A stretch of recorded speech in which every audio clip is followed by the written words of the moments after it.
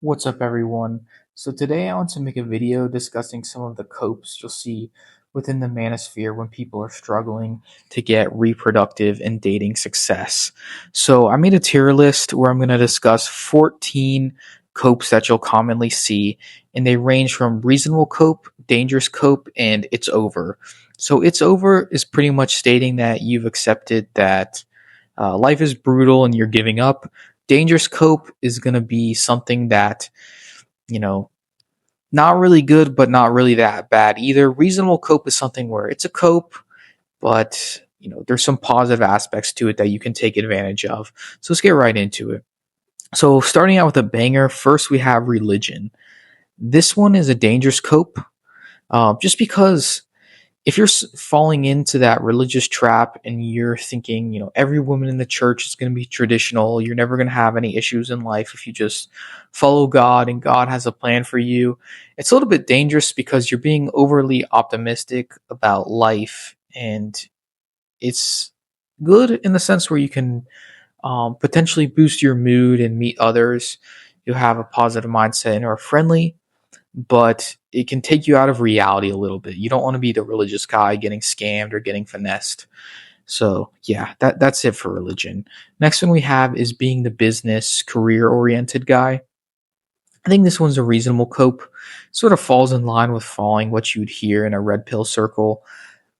It's good, but if you're falling into this trap too much to where you're ignoring relationships, you're going to end up losing experience, and you could potentially be the beta bucks guy who gets taken advantage of, and not something you really want to do. But overall, I'd say pursuing money, success, and career is a good way to cope with some of the difficulties in life, because if it's something you're passionate about, it can't really hate on it, but could potentially take away from your actual mindset in other areas of life. Next one we have is gym cell bodybuilding, sort of being the workout guy. This one's a reasonable cope.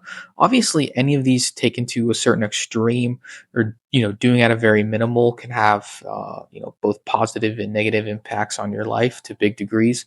But if you go down the bodybuilding route, I think it's good, just because we know that working out is going to be healthy for you. If you're on a diet, in shape, you're going to feel a lot better about yourself than someone who's just super fat and ugly. So this one I think is reasonable. And in terms of SMV, yeah, if you end up using steroids, it might be counterintuitive towards your health, but you could end up reaching a niche level of size and muscle to where some of the other bodybuilding girls are going to be very attracted to you.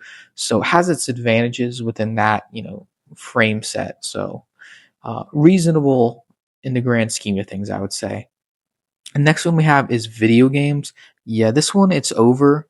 Um, just because it's so addictive and it's such a pleasurable experience to just play video games. You're not really going to meet anyone other than through online with video games. And there's really not much difficulty or barrier to entry to playing video games. You pretty much just need the console and internet, and it's going to lead to other pleasure filled activities like eating a poor diet, not getting much activity. You're not really developing any social skills, but it's very pleasurable. So it's a great way to rock if that's pretty much what you want to do and you've accepted your fate within life and sort of that sub five looks level per se.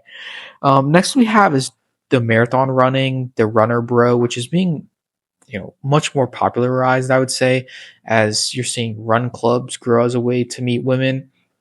This one, I'd say overall, it's a reasonable cope, just because similar to being a gym cell, it is positive. You're doing something healthy. Obviously, within the longevity space, we know that, doing marathon running is not going to help your longevity. It's actually going to be counterintuitive for you.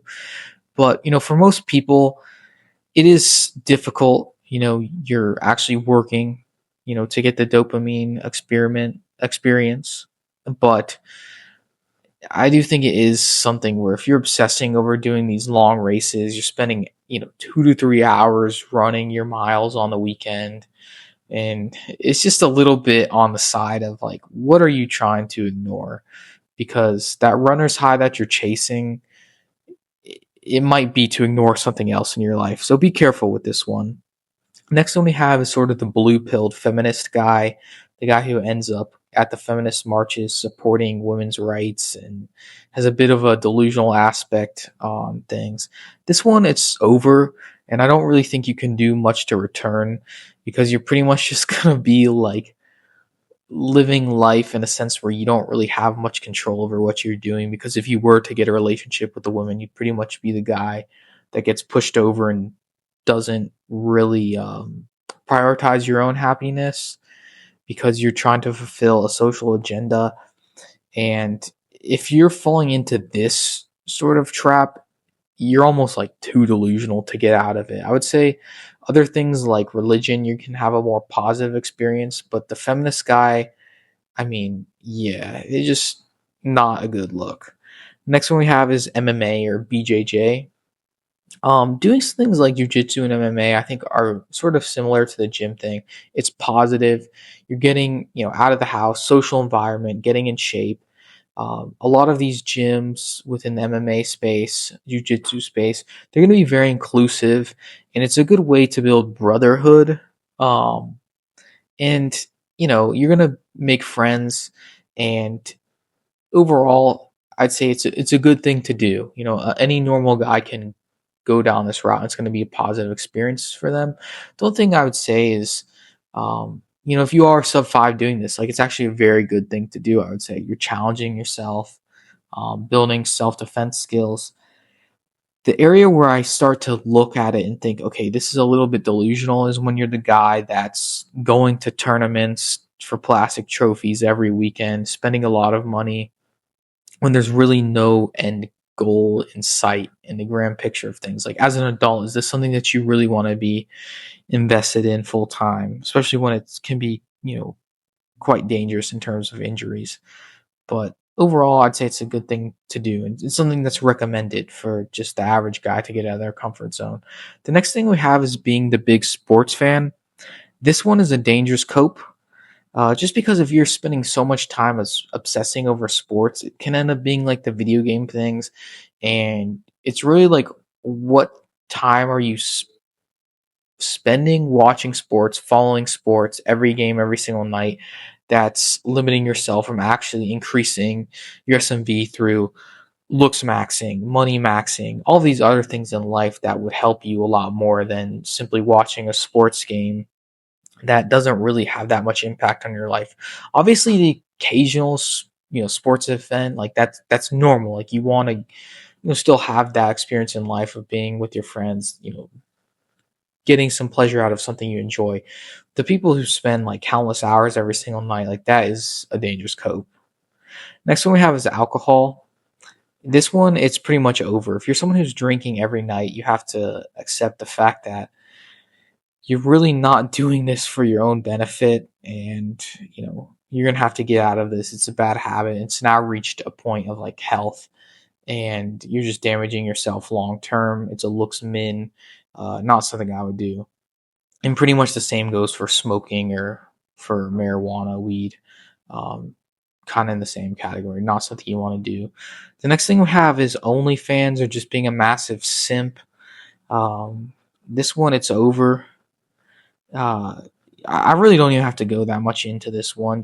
But if you believe that the girl behind the screen is actually that girl, and you believe it's a real relationship, you're literally losing all your money to fantasize about something that doesn't exist. So you're actually working to create the fantasy in your head when in reality it doesn't exist.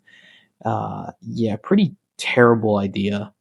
Next one we have is the guys who are getting these dogs and a bunch of pets.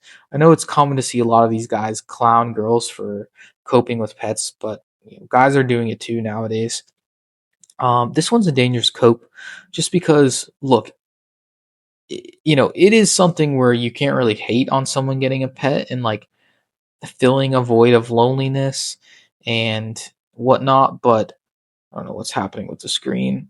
Um, but yeah, it's not something you want to be too obsessive with, because I would say the uglier you are, the harder of a cope it is. So yeah, stay away from being the massive pet guy who lets that stand away from him. of actually like self-improving and getting a real girlfriend to cure loneliness. The next thing we have is the red pill rage, or sort of the obsession of Manosphere videos. This one is a dangerous cope. You compare it to something, on the top with like reasonable cope. Look, it can be educational, but when you get so obsessive with like Manosphere content, some of these podcasts where they're just taking OnlyFans girls and destroying them and making them look, dumb. Yeah, it's a bit dangerous because you're going to end up getting this perception of reality that you don't necessarily want. And it's going to start working against you. And I'd say you'll start to see the idea of self-improving, doing things like looks maxing, going to the gym, following a diet, staying in shape. All of these things, they're going to start to seem less rewarding to you when you have this idea in your mind of that all women are going to leave me no matter what. Um, and yeah, so it can be dangerous, but I don't think it's over just because you're still getting some educational aspect of it. Whereas if you're just a guy who's been playing video games his whole life and then he suddenly gets the opportunity from some random girl, you're not going to have any of the actual reality checks in your mind to keep you from, basically failing yourself. Next one we have is the obsession with self improvement, the cold showers, no fap monk mode guy. This one I would say is a dangerous cope because I don't think it's going to provide as much of a ROI as some of these other activities within the reasonable cope section. So you're not really going to be making directly money out of the experience. You're not going to be getting um, the gym benefits, the physique benefits. It's more about mental clarity. And I think it can kind of push you into that area of delusion when it's not really that productive for you. There's no tangible results from it. It's just mentally masturbating about doing these habits is going to get you the results in the long run. So it's not really directly boosting your SMV. So these are my opinions of these, 14 copes that we have per se. And let me know your guys' thoughts in the comments, and I'll catch you guys in the next video.